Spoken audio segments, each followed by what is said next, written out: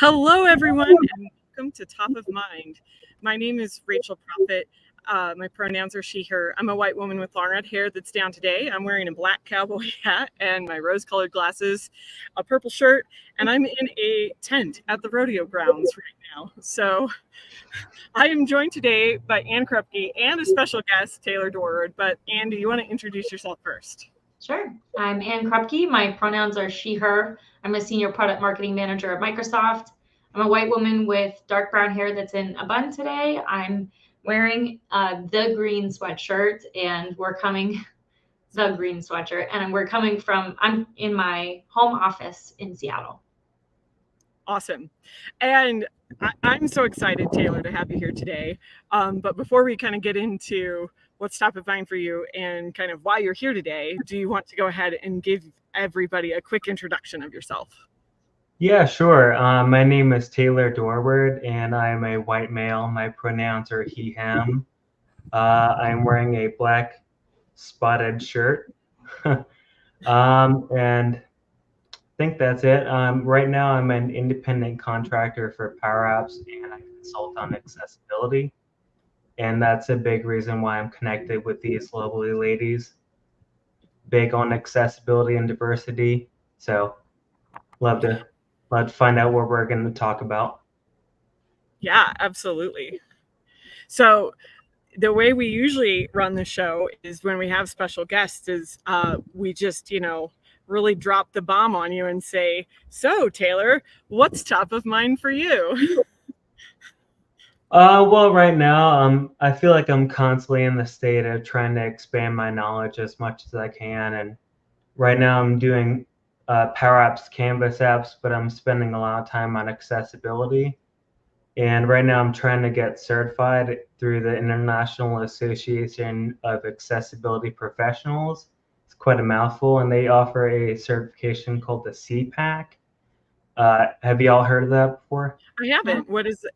Tell me more. I want to learn more about this because I think most of my listeners probably know that I love accessibility. So Yeah, so it is to be a certified professional in accessibility core competencies. So it's quite the mouthful. So I'd like to be able to use the acronym more, but most people don't know it. So it kind of forces me to get used to saying it. I'm not the most eloquent speaker, which is ironic because I do love public speaking, but I have to give more of a conscious effort. So if I trip over my words, hopefully everything will be okay there. Oh, But yeah, it's totally.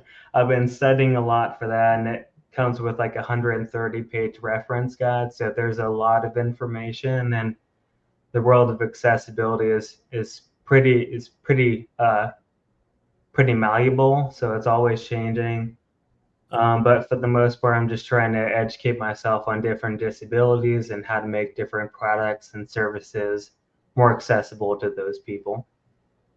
So maybe for our listeners, like what a question for you, Taylor, like for people that maybe don't really know, like what does accessibility mean? Do you maybe want to kind of explain what accessibility is and what it means to you? Yeah, of course. And I have sessions on accessibility, and one thing I always say is accessibility, I believe, is a very subjective word. And what I mean by that is it can mean something to me, but can mean something completely different to you or to Anne or to anyone listening. But there's many official definitions, but the one I like to refer to is that accessibility refers to the design and provision of products, services, environments, and information that can be easily used, accessed, and understood by everyone, especially those with disabilities. And so it may sound a little vague, but that's also what I like about it, because accessibility is a very, very broad category. Yeah. Also, it talks about how making things more easily accessed, but also being better understood and used, which I think is a little lesser known. Because when people think accessibility, I think people tend to more so think having ease of access to information or services, but also it means to make products more easily used and understood as well. For sure. Another term that's oftentimes used hand in hand with accessibility is inclusivity, right? So we also oftentimes hear diversity, inclusion, and accessibility kind of all together. And sometimes, like I've even seen people kind of throw in the E, DE, and I. So the E is oftentimes for equity. And so, like, I don't know if you've got a perspective on it, like, when we think about accessibility versus inclusive, behaviors and things like that, and kind of like if there's any, like, how do you differentiate, and like how do they go together from your perspective? Well, that's a great question. I was on a panel last year at Summit. It was a DEI and B, so diversity, equity, inclusion, and belonging. And like some are like actions and some are results. So I think it was diversity and inclusion were like the actions, and then equity and belonging were the results of those actions. And so that's probably best way that I view it. It can be it can differ from person to person, but I found I forget who on our panel phrased like that, but I think that's a pretty good way of looking at it. I like that. I've never heard that kind of explanation or description of it before, but I think it's a very simplified, easy way to think of it. Yeah, I feel like accessibility is a lot in the foundation that you're building, right? Are you creating a product that's accessible, or an environment, right? Like it's about the intention. And then I think inclusion, like to Taylor's point, inclusion is a lot of times it's an active thing, right? It's an ongoing thing. Or more of, like you're saying, like the result, right? I think, yeah, and I don't know, like when you're putting a PowerPoint together, you want to be accessible, and when you're presenting the PowerPoint, you want to be inclusive to the people who are, in the audience. So I like that kind of framing that you did, Taylor. Yeah. Well, and I think, and right, you bring up a good point. Like, you used a PowerPoint as an example, and I know, Taylor, like obviously, like you've been focusing a lot on the Power Apps, Canvas apps, but and I'd be happy to share one, and maybe put both of you on the spot to share, just like maybe like your number one tip, like what's one thing that everybody can do now in their daily work to make their work and whatever they do more accessible, and to take that action of being more inclusive. And I'm gonna default to maybe the PowerPoint, right, as the example that you kind of brought up.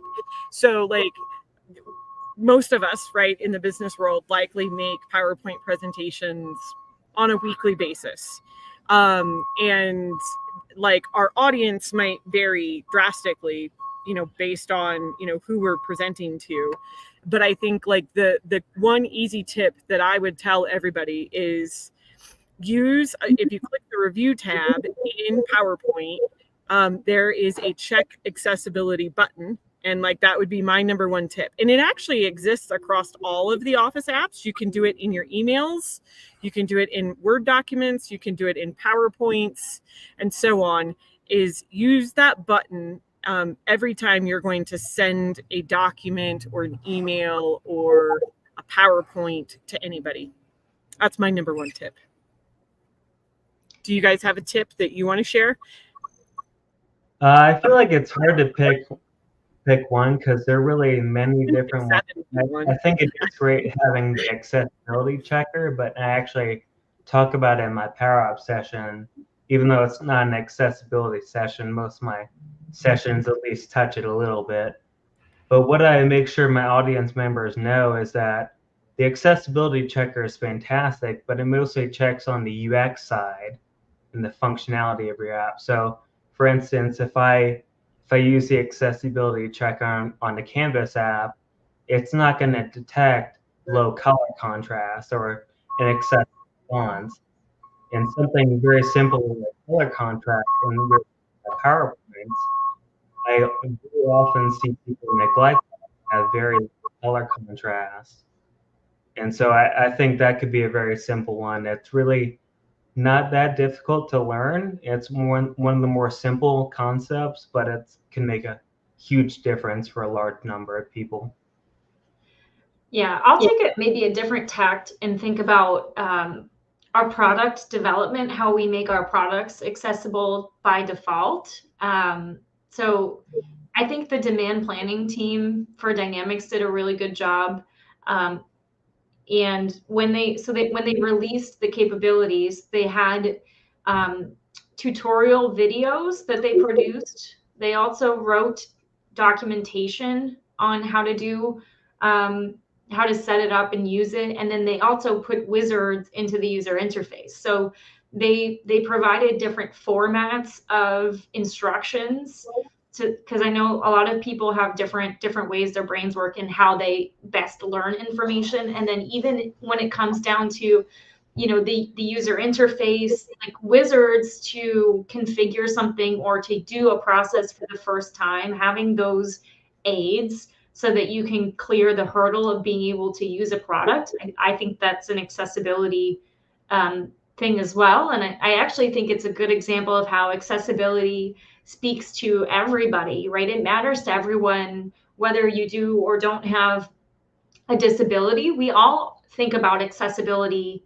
regardless, because if I feel like a website, how many times have you gone to like a website, like, I don't know, say an internet provider, and just really struggled to solve whatever problem you have or find what you're looking for, right? Like that's an accessibility issue to a certain degree. And I do think it is very important to underline that, we need to be accessible for all sorts of people, and thinking about the different capabilities that everybody's working with helps you make the most accessible product. But I would also make that connection that accessibility serves everyone, not just a certain group of people. You're on mute, Rachel. It's a feature.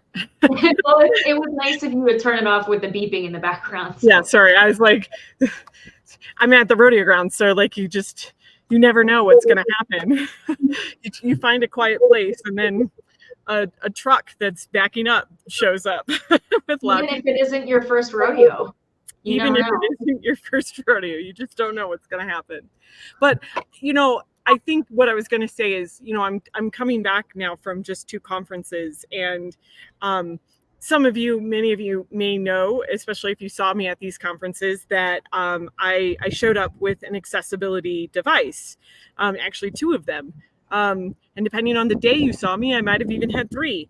And it's a new experience for me because, my physical disability that requires me to use a cane and have a walking brace is something that's temporary, due to my surgery. But when you're in a situation where you need that accessibility, even if it's a temporary need, I think it brings this like whole new awareness that you have to kind of what does accessibility mean, and like how we as humans can be, I don't want to use the word accommodating, but maybe for lack of a better word, I'm going to choose to use the word accommodating, but inclusive of the people around. And I, like, to your point earlier, Taylor, you kind of mentioned the idea of belonging. And I actually struggled with that piece of it, I think, most at these recent conferences, because so many people wanted to have a conversation about my disability. And then it made me feel like I didn't belong, right? That I was different because of my physical disability. And on that, I'm going to go back on mute and let somebody else talk with all the beeping. I certainly understand how that can make you feel that way, because I've certainly experienced that many times, whether it be at a company or, like you're saying, at a conference, or even with family or friends. Like for me, for example, like I suffered my brain injury on July 4th, and that every time that date comes around, it's like a reminder. And then people like I'll get the feeling they'll treat me a little differently because they know that date is significant to me. But also, like, just because I have a disability doesn't mean I'm not normal or whatever you want to call it. I'm still a person, and so I don't want to feel like my disability defines me. And I feel like that's a big thing about belonging, like making sure the person who has that disability doesn't feel like they're being treated differently in a bad way because they have a disability. Do you have any advice for how to balance being inclusive and accommodating without removing the sense of belonging? Because I think that there's two ends of it, right? There's being hyper focused on somebody's disability and making them uncomfortable, which we would never want to do. But there's also pretending that everybody is equally abled, which results in a lot of people not getting the support they need. So how do you balance, Taylor, being inclusive, but also keeping that sense, like including the sense of belonging? Yeah, it's definitely a tight line to walk because you want to be helpful to everyone, but also at the same time you don't want to offend someone or make them feel like they can't do it themselves. So it can really be challenging because, like, for example, if you see someone with a wheelchair having trouble opening a door, you don't want to just assume they need help and open the door for them because they might want to do it themselves to feel more independent. And that can go with a wide variety of disabilities. So it certainly helps when you know the person better and you can have a more intimate conversation about like situations in which they would want help and situations where they don't. Yeah. And also being comfortable and saying, hey, I don't need help with this. And so it's certainly never going to be perfect. And even with me and my family, there'll be times where they'll offer to help me or they'll just do it. And I'll be like, I don't need help with that anymore. But like, it's just instinctual that people want to help people. So it's really a hard way to be perfect when in regards to that. Yeah. Yeah. I think having grace that people have the right intentions. I think too, Yeah. it's actually an interesting point where accessibility by design comes in, right? Your example with somebody in a wheelchair struggling to open a door. Well, if we're building buildings with, push buttons to open the door, then you're removing a situation where they need help. So there's multiple layers to it, kind of like how can you, I know we talked about like Dynamics Con, for example, how the conference was laid out, how it created an environment for people. Like how can we do even better at creating an environment where people can get by on their own by design, and you don't necessarily have to walk the tightrope of like, am I making you uncomfortable or am I helping you? Right. Or forcing the person with the disability to have to ask for an accommodation. But I think it's all a balancing act. I think like it's, I think my two tips would be one, always ask, right? Like ask the question, offer the helping hand. And if the person says no, that's okay. I think the other tip that I would kind of put out is, when you're greeting or meeting somebody that has a visible disability, start the greeting like you would start the greeting with somebody who doesn't, right, have a disability. Like the first thing that comes out of your mouth shouldn't be like, what happened to your leg, right? Or why don't you have an arm? Like that's not like a polite way to start a conversation, especially if you're meeting somebody new. Even like for me, where it was a temporary disability, I think all of the questions that people were asking, like what happened to your leg, or where it came from a place of caring, it then winds up feeling like all you notice about me is my disability, and like I'm still just a human, and I like to be greeted like a person that I haven't seen in 6 months or a year. And we have a lot of things in common, like Dynamics 365 and the Power Platform that we could talk about. Why do we have to talk about my hip right now? Like, and I think it's, I certainly don't take offense to it when people ask me questions, but somebody might. I appreciate curiosity, but I think, just be thoughtful about your curiosity and the timing of your curiosity. I think that's fair. Maybe to pivot a little bit, because we've mentioned it, but we haven't gone super in depth. Taylor, you do a lot of work in the Power Apps space. And we've talked about how like there are some accessibility checkers, but you give people tips, especially when you do community engagements, on how they can be more accessible in their Power Apps design on top of what is offered. So open-ended question for you: what could Microsoft do better in the Power Platform space, since that's your expertise? Like, what could we do better to be more accessible, or to help people do more accessible product design and development? I mean, off the top of my head, it's hard to think of like certain situations. Yeah, no pressure. Because like I said, the accessibility checker is fantastic, and it checks for things like alt text and tab index and things like that, where it's more like coding based accessibility. Yeah. But as I was saying, it won't catch like errors in color contrast or fonts or it being too cluttered, whatever it may be, or font size. Like those things, I mean, I'm not a huge like that kind of developer, so I'm not sure what can be done. And if anything can be really done, I'm sure there can, with some products, can analyze that further and tell you. Mm-hmm. But I mean, that's why you have people, I mean, I don't want to like try and market myself, but that's why you have people like me who understand how to go that extra step and go past just being compliant. Right. That makes sense. The color one is an interesting one that you point out, and I'd be curious, like, so recently, and I noticed it in Word and PowerPoint, that there's a new option in the color selector, and it's on by default, that only shows you accessible color combinations. And I'd be curious if like that same like checker could be added to Power Apps.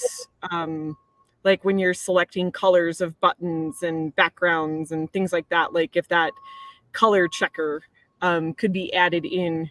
Like we've always had the accessibility checker where it tells you that like the color contrast is maybe not great, but now there's almost, it's like a proactive way that it shows you, and you have to like check the checkbox.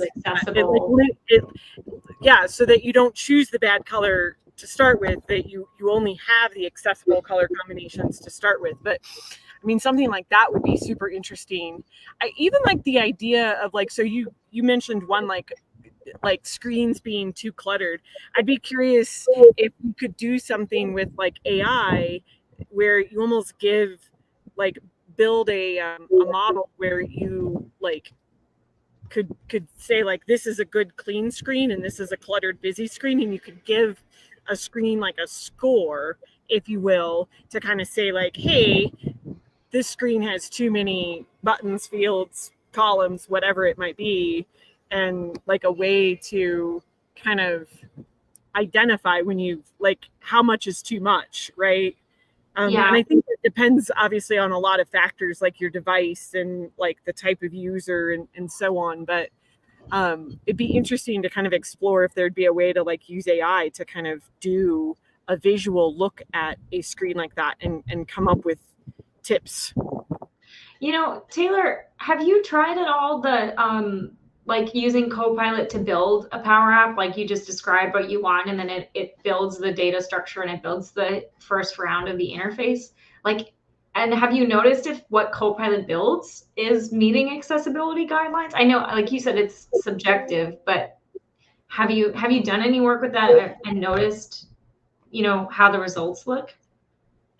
Well, starting like using Copilot and even just Power Apps like templates to create apps, they're pretty bare bones, so they don't do much like color and like that kind of like design kind of work. Yeah.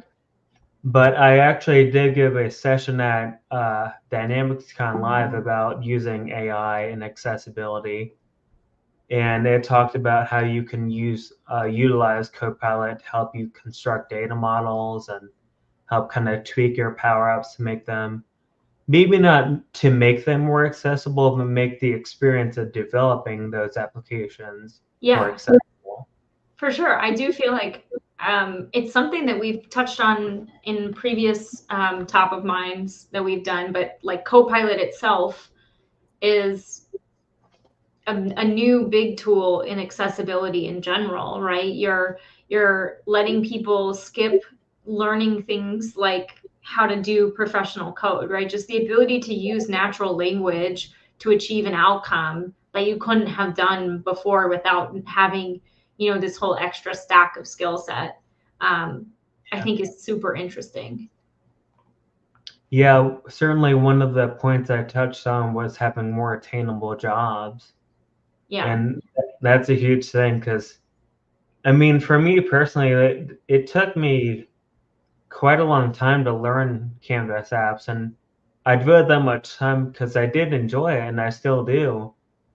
But I can't imagine if I had a more significant disability than I already have, trying to jump into that with no prior coding experience and see how far I could get. I'm sure it could be very disheartening trying to do that, but now with ChatGPT and Copilot able to kind of hold your hand through that learning process makes a lot of these jobs much more attainable.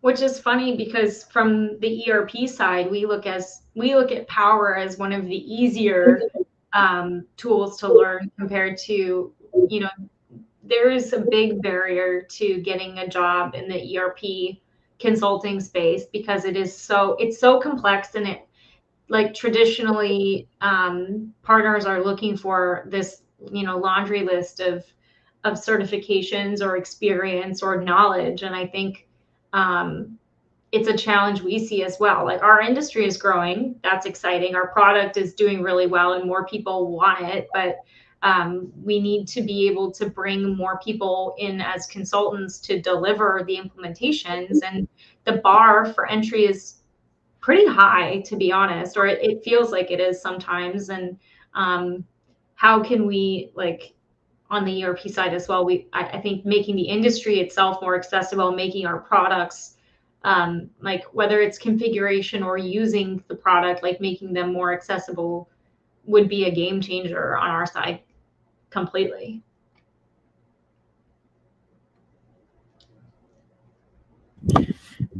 Definitely.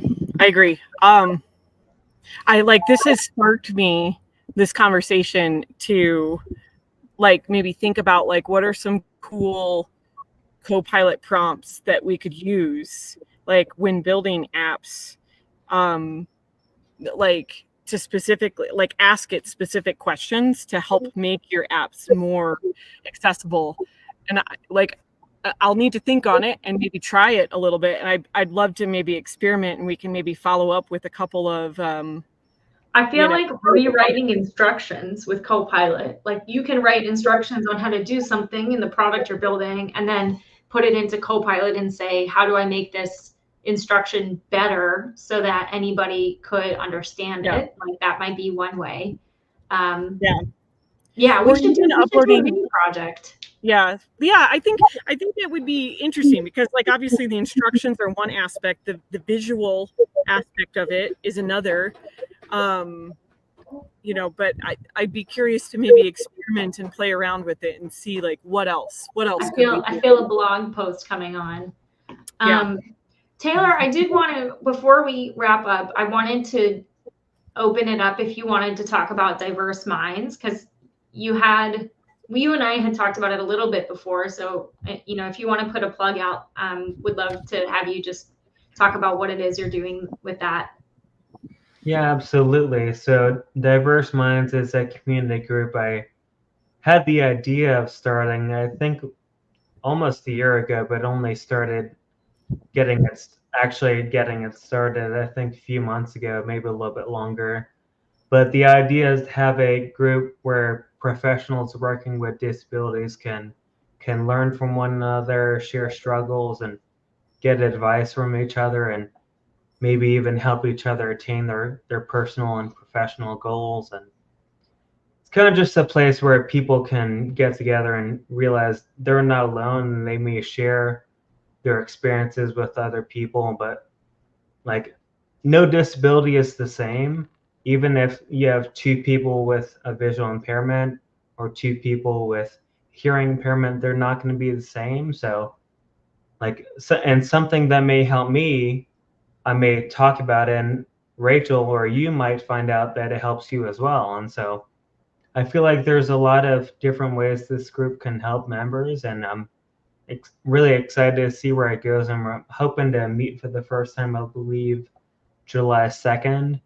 Although I was having a little bit of trouble with the invitations because I was trying to make the mailing list anonymous.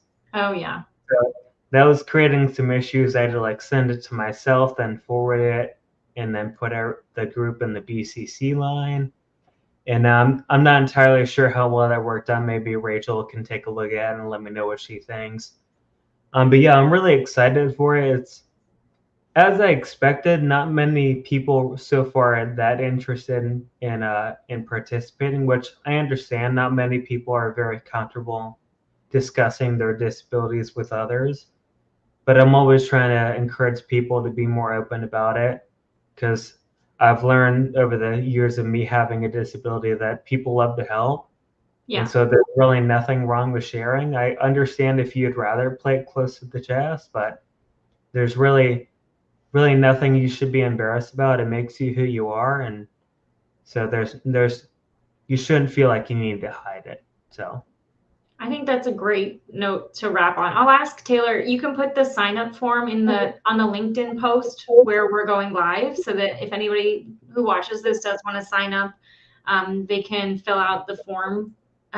So if you don't mind sharing it there, that'd be awesome. But it has been such a pleasure to have you today, Taylor. Thanks so much for joining us, and thanks to everybody who tuned in today. Yeah, thank you all so much for having me. It was fantastic. Catch us again on Top of Mind.